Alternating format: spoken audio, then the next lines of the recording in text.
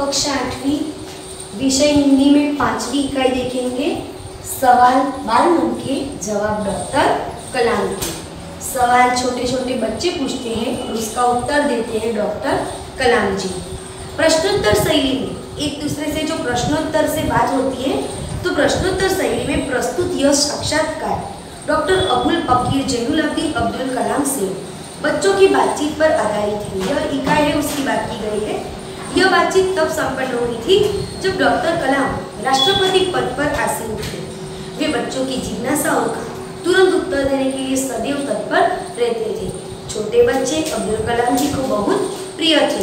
कोई जो भी प्रश्न उन्हें पूछते तुरंत उनका उत्तर दे देते थे। तो अब्दुल कलाम के परिचय के बारे में देखते हैं। अब्दुल कलाम का नाम अबुल फकीर जैनुलाब्दीन अब्दुल कलाम था। वो एक महान वैज्ञानिक और भारत के 11वें राष्ट्रपति थे। कलाम का जन्म 15 अक्टूबर 1931 को गरीब तमिल मुस्लिम परिवार में तमिलनाडु रामेश्वरम में हुआ था। अब्दुल कलाम जी के पिता का नाम जैनुलाब्दीन और उसकी अम्मा का नाम आशी अम्मा। उन्होंने अपनी शुरुआती समय से ही कलाम ने अपने परिवार की आर्थिक मदद करनी शुरू कर दी और अब्दुल कलाम को वैज्ञानिक तो सही, लेकिन उन्हें मिसाइल मैन भी कहते हैं। वो भारतीय लोगों के दिलों में मिसाइल मैन के रूप में हमेशा जीवित रहेंगे। वो भारतीय लोगों के दिलों में मिसाइल मैन के रूप से हमेशा जीवित रहेंगे। उनका निधन 27 जुलाई 2015 में हुआ था। तो हम यह इकाई में देखते हैं सवाल बालमन के, जवाब डॉक्टर कलाम के। तो पहला प्रश्न करता है आर अरविंद, कक्षा 3 तीसरी कक्षा का विद्यार्थी बोल रहा है और उनकी स्कूल है चेन्नई में सेंट मेडल स्कूल।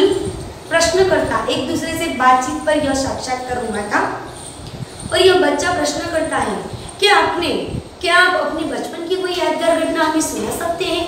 एक छोटा बच्चा एक राष्ट्रपति को एक सवाल कर रहा है कि क्या आप अपने बचपन की कोई यादगार घटना हमें सुना सकते हैं। तो अब्दुल कलाम जी तुरंत कहते हैं कि कक्षा 5वीं में मेरे शिक्षक श्री शिव सुब्रमण्यम अय्यर की एक बात मुझे याद है। अब्दुल कलाम जी बताते थे कि 5वीं कक्षा में मेरे शिक्षक थे शिव सुब्रमण्यम अय्यर। उनकी एक बात मुझे याद है कि एक दिन कक्षा में वे हमें बता रहे थे कि कोई पक्षी कैसे उड़ता है। शिक्षक श्री बताते रहे थे कि कोई पक्षी कैसे उड़ता है। तो उन्होंने हमें रामेश्वरम के समुद्र तट पर ले जाकर इसका जीवंत उदाहरण दिया। समुद्र किनारे पर ले गए और पक्षी की उड़ने की जो क्रिया है वो सभी छात्रों को बताई।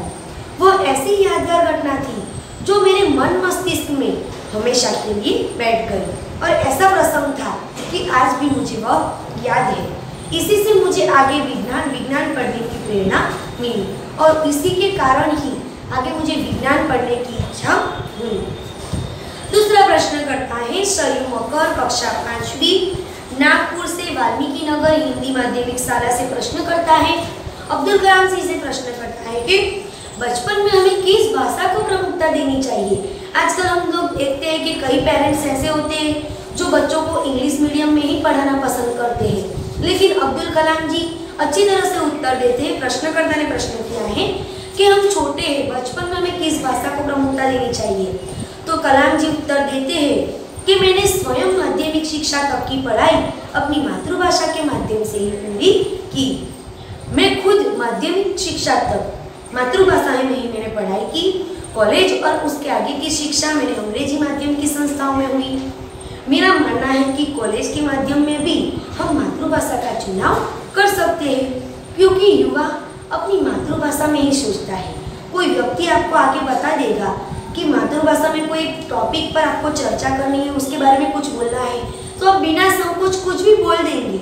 आपको कोई भी डर नहीं रहेगा, आप बोल ही सकते हैं। उसी में अपनी बात आप सहजता से कहने में आप सक्षम होते हैं, पर इसमें कोई दो राय नहीं। वैश्विक स्तर के संपर्क के लिए अंग्रेजी जैसी संपर्क भाषा की नितांत आवश्यकता है। अब्दुल कलाम जी कहते हैं कि मैं अंग्रेजी का विरोधी नहीं हूँ, अंग्रेजी भी आपको पढ़ना ही चाहिए, क्योंकि आगे जाके आपको विदेश में जाना हो तो आप अच्छी तरह से विदेश में भी जा सकते हैं और विदेश में जाए तो अंग्रेजी भाषा का उपयोग तो हमें करना ही पड़ेगा।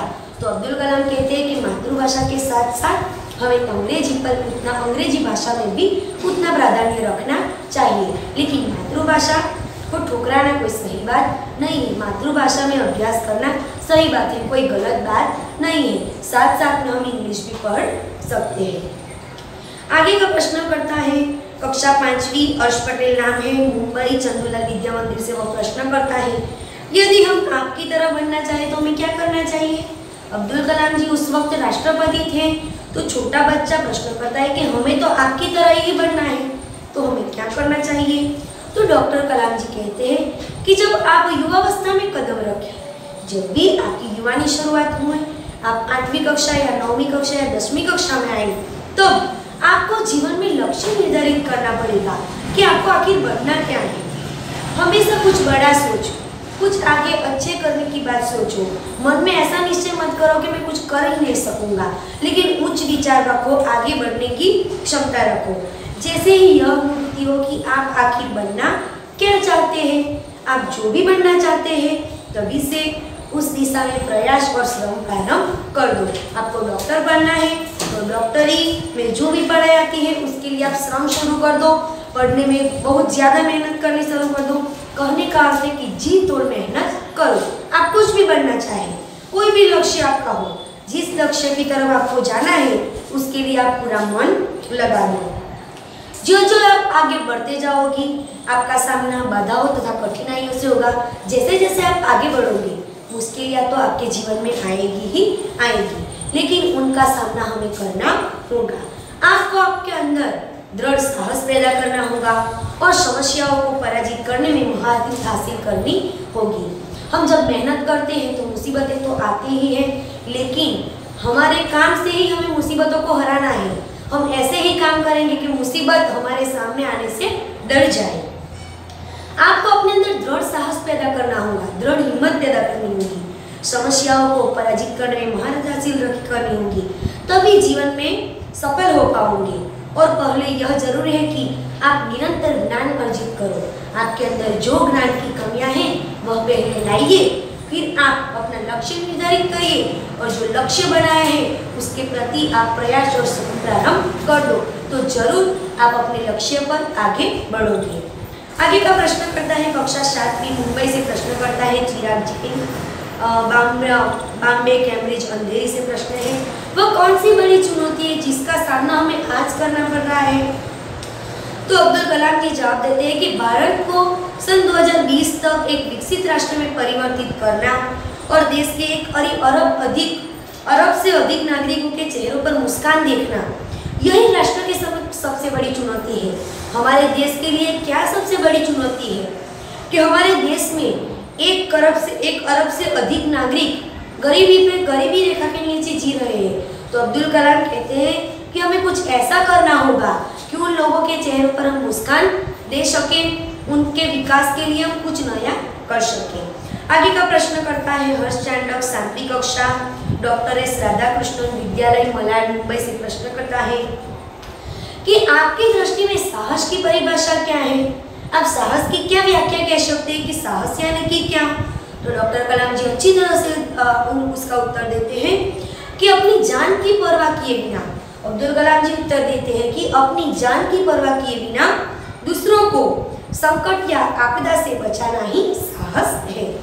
हमारी परवाह न करते हुए हम दूसरों को मदद करें तो उसका नाम ही साहस कहा जाता है, ऐसा अब्दुल कलाम जी कहते हैं। आगे का कक्षा 8वीं का प्रश्न करता है Tarun Patel, Swaminarayan independent school London से प्रश्न करता है, हम प्रवासी भारतीय मातृभूमि के प्रति गर्व की भावना कैसे विकसित करें। हम लोग तो प्रवासी हैं, तो हम भारतीय मातृभूमि के प्रति गर्व की भावना कैसे विकसित करें। तो अब्दुल कलाम जी कहते हैं कि भारतीय मूल का कोई भी व्यक्ति एक बृहद भारतीय परिवार का अंग है। भारतीय मूल का कोई भी व्यक्ति है तो वह भारत का अंग ही है। उसे हमारे देश की सांस्कृतिक विरासत पर गर्व है। हमें हमारी विरासत पर गर्व करना चाहिए। सौभाग्य से आप लोग ऐसी स्थिति में हैं कि आप अपनी मातृभूमि से अच्छी तरह से जुड़े हुए हैं और यही आपके लिए गौरव की बात है। कलाम जी कहते हैं कि सौभाग्य की बात तो यह है कि आप सभी लोग अपनी मातृभूमि से जुड़े हुए हैं और यही आपके लिए सौभाग्य की बात है। आगे का प्रश्न करता है सत्यम, कक्षा 10वीं और जिला स्कूल मुंगेर से। वह प्रश्न करता है कि जो भी बच्चे आपसे मिलते हैं वे कहते हैं कि उन्हें एक प्रसिद्ध वैज्ञानिक बनना है, इंजीनियर बनना है, डॉक्टर आदि बनना चाहते हैं, लेकिन कोई किसान, मजदूर, कलाकार वो भी किसी राष्ट्र के लिए उतने ही महत्वपूर्ण है। तो हम तो ऐसे ही परिवारों से आते हैं, हम तो मजदूर वर्ग से ही आते हैं, तो हमारे लिए आपका क्या संदेश है? तो अब्दुल कलाम जी कहते हैं किसान, मजदूर, कलाकार और दस्तकार, ये जो भी छोटे पद पर काम करते हैं, किसान, मजदूर, कलाकार, दस्तकार, ये कोई छोटे व्यक्ति नहीं है। एक किसान खेत में खेती करता है, अनाज पकता है और वही अनाज हम खाते हैं और उसी से ही हमारा देश चलता है। मजदूर वो कोई भी कारीगरी का काम करेगा, हमारे घर में कोई फर्नीचर लगाना होता है तो वो भी वह अच्छी तरह से लगा देता है, तभी हमारे घर की शोभा बढ़ती है। तो कोई भी छोटे से छोटा काम करने वाला व्यक्ति उतना ही महत्वपूर्ण है जैसे कि डॉक्टर, इंजीनियर, वकील, ये सभी हमारे राष्ट्र के अभिन्न अंग है। राष्ट्र के निर्माण में हमें उन सभी की सेवाओं की समान रूप से दरकार है। हमारा जो देश का निर्माण करना है उन सभी के लिए समान रूप से हमें सभी की दरकार है। वो डॉक्टर हो, इंजीनियर हो, वकील हो, किसान हो, मजदूर हो या दस्तकार हो, सभी हमारे लिए उतने ही महत्वपूर्ण है। आप सभी को चाहिए कि आप अपने अपने क्षेत्र में खूब उन्नति करें। अब्दुल कलाम यह नहीं कहते कि आप डॉक्टर ही बन जाओ, लेकिन अब्दुल कलाम जी अच्छी तरह से उसका उत्तर देते हैं कि आप सभी को तो मैं यही कहना चाहता हूँ कि आप जो कोई भी क्षेत्र में हो और आप आगे जाए और उन्नति करें। तो हम दूसरे वीडियो में कुछ ऐसे ही प्रश्न और उत्तर देखेंगे। तब के लिए थैंक यू।